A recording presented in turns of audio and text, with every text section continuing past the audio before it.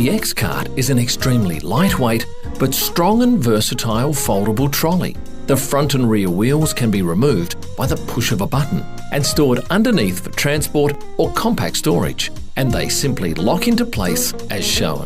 The XCart requires no assembly and unfolds by pushing the button on the handle, where it locks into place at 2 separate positions. The XCart comes standard with one folding basket, which locks into place by a clip at each end. There is a simple-to-use foot pedal brake, which locks the rear wheels when pressed downwards. The basket can be raised into position by removing the clips at each end and pulling upwards and folding the end panels into place. The clips can then be used on each end of the basket rims, which makes the basket more secure on the top platform. The XCart's top platform can also be folded back for transport of larger items, or if more than one basket is to be used on the bottom platform.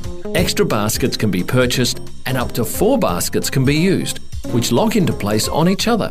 To fold the XCart down, you just simply press the button on the handle and fold downwards.